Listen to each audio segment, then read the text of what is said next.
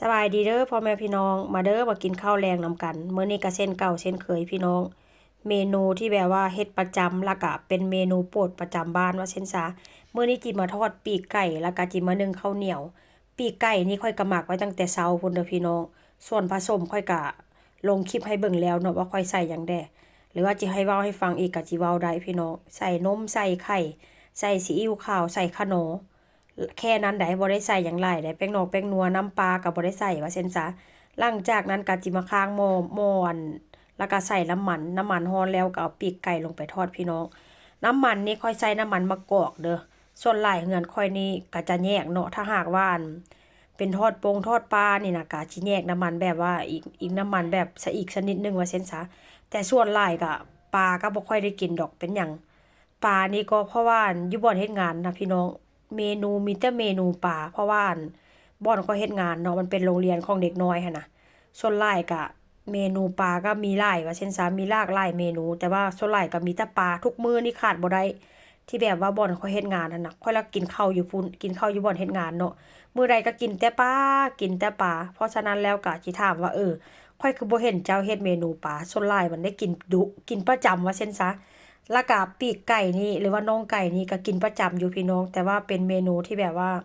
ลูกผัวขอมาแล้วก็เป็นเมนูที่แบบว่ากินเท่าใดก็แซ่บแล้วก็มักว่าซั่นซะเนาะมื้อนี้เป็นวันหยุดแด่ลูกผัวก็เลยบอกว่าถ้าวันหยุดก็ถ้าหากว่าบ่ขอก็สิเฮ็ดให้ล่ะพี่น้องเพราะว่าหยังอยากให้ลูกให้ผัวได้กินของแซ่บๆเพราะว่าอาทิตย์หนึงก็หยุดแค่มื้อเดียวในตอนเย็นว่าซั่นซะแล้วก็อยากให้เขาเจ้ากินแซ่บๆพี่น้อง มื้อนี้หน้าตาสีสันไก่ของเขาก็ค่อนข้างแบบว่ากรอบแดะทอดออกมานี่ก็พอดีเลยพี่น้องบ่เค็มบ่จางบ่นัวเพราะว่าข้อยเฮ็ดแบบว่าใส่ซีอิ๊วขาวกับใส่ขนอแบบใส่บ่หลายหั้นน่ะเนาะข้อยก็ย้านมันเค็มเพราะว่าข้อยก็หมักหลายชั่วโมงว่าซั่นซะหมักแล้วก็เอาใส่ตู้เย็นไว้มื้อนี้ค่อนข้างแบบแซ่บจักหน่อยแล้วก็เอาแป้งทอดกรอบน่ะพี่น้องเอาลงไปคนน้ำเวลาค่อยหมักกันก่อหน้าตาสีสันมันก็เลยออกเป็นแบบ เหลืองอยู่แต่ว่าอยากมีสีใหม่ๆเพราะอย่างไหม้แป้งได้หันใดที่เป็นสีเหลืองๆหันใดมื้อนี้ก็ค่อนข้างจะแซ่บเนาะลูกผัวก็บอกว่าก็แซ่บมื้อนี้นะรู้สึกว่ามันกรอบเพราะว่าแต่ละเฮือนค่อยก็บ่ได้ใส่แป้งทอดกรอบว่าซั่นจ้ะเมนูนี้เป็นเมนูที่แบบว่ากินยามใดก็แซ่บยามนั้นพี่น้องโดยเฉพาะกินกับข้าวเหนียวอันเลิกงานมาแล้วค่อยก็มาแช่ข้าวเหนียวไว้ประมาณ3ชั่วโมงนี่แหละเนาะตอนแรกก็ว่าสิบ่นึ่งได้ข้าวเหนียวก็เพราะว่าหยังอัน หลังจากไปเลิกงานมาแล้วผัวไปรับอยู่บ่อนเฮ็ดงานแล้วก็พาลูกไปลอยน้ำไปโรงเรียนว่ายน้ำพี่น้องพอมาฮอดเฮือนค่อยก็รู้สึกว่าหิวข้าวค่อยก็กินข้าวกับต้มไก่ตั้งแต่2 มื้อที่แล้วหั่นล่ะกินอิ่มแล้วก็บ่อยากเฮ็ดกับข้าวพี่น้องแต่ว่าก็จำใจเพราะว่าหยังลูกผัวก็ยังบ่ได้กินว่าซั่นซะ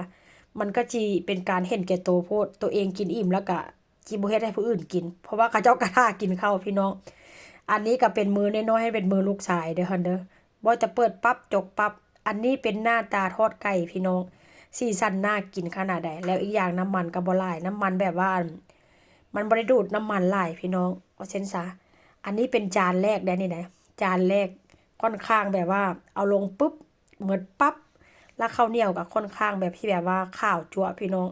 อันกินข้าวเหนียวอยู่ทางนี้ค่อนข้างจะโอเคได้หน่อยนึงเพราะว่าอย่างมันบ่ค่อยมีเม็ดกากเม็ดเครื่องเม็ดดำ แล้วบ่มีก้อนหินอันนี้เป็นจานที่2เด้อนี่เด้อ